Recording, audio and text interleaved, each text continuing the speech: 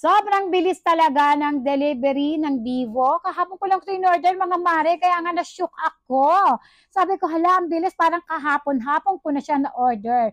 Regalo ko to sa pamangkin ko na nag-graduate ng grade 6. Ayan, alam nyo, nang inabot ko to sa pamangkin ko, kitang-kita ko sa kanyang mga ngiti, sa kanyang mga mukha, yung kaligayahang nag-uumapaw. Na dati, naiinggit ako, ito ha, to be honest, naiinggit ako dati sa mga classmate ko nung high school ako na sila, binibigyan sila ng mga tita, tito nila ng mga gift, ng mga regalo.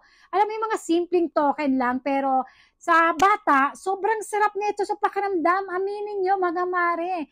Kaya sabi ko, kapag ako'y lumaki, ako ang magbibigay. Yes talaga. Yun talaga yung pinanata ko sa sarili ko. At eto na nga, ginagampanan ko ang pagiging tita ko na noon ay kinaiinggitan ko sa mga classmate ko. Ako naman ang nagbibigay ngayon sa mga pamangking ko dahil isa ito sa akin ding pinangako kay Lord. Yes, alam niyo ba na ang lahat ng mga pamangkin ko, sila ang blessings ko. Kaya siguro napakarami kong biyayang dumarating sa akin. Eto na nga mga mare, binuksan na pamangkin ko. Sabi ko, mamaya mo na tanggalin yung pin kasi wala pa tayong SIM card.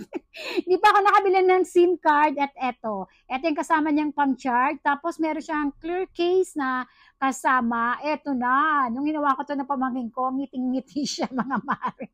Oo, sayang-saya siya mga Mars. Ang ganda ng kulay niya, green ang pinili ko kasi green is money. O, di ba? Ayan, ito ay sa setup namin to mga mare. Tapos sumamba yung pamangkin ko. Sabi ko, pag uwi mo na lang, saka na lang mo gamitin, i-charge ko para ma-installan pa natin ng ibang mga application. Pero dyan, binuksan niya na, ayan. Kasi nga, excited siya mga mare. Pero pinaalis ko nga dahil nga kailangan na nilang umalis dahil sasamba pa sila. So, ayan mga mare, masaya ang puso ko dahil nga nabilang ko ng regalo yung pamangkin ko. O, Vivo!